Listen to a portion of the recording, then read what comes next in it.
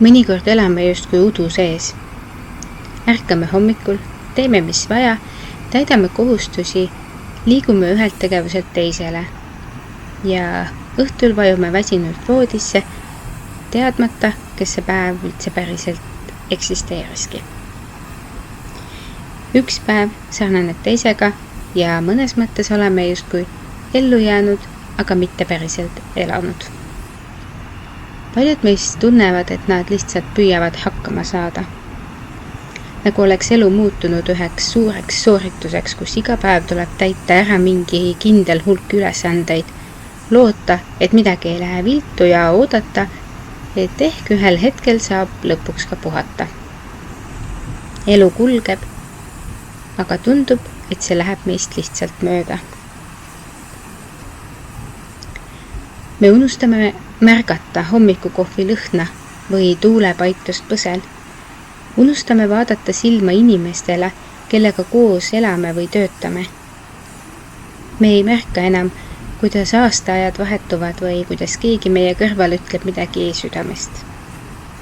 Meie tähelepanu on hajunud. Rõõm on kuskil tagaplaanil. Me ei ela, me lihtsalt toimime, eksisteerime. See ei ole etteheide ega kriitika. See on peegeldus sellest, kuhu me vahel kogemata libiseme. Elu on kiire, info liigub kiiresti, ootusi on palju, kohustusi veelgi enam. Ja vahel tundubki, et polegi aega päriselt elada. Tuleb lihtsalt vastu pidada. Aga küsimus on, kui kaua niimoodi saab?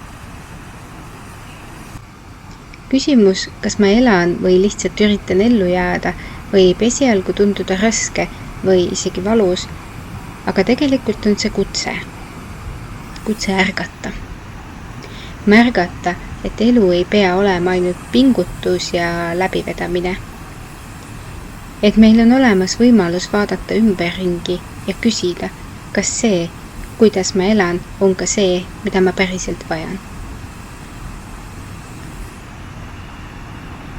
Elu ei pea olema pidev võitlus. Mõnikord piisab väikestest muudatustest. Nagu see, et võtame iga päev mõne hetke vaikuseks.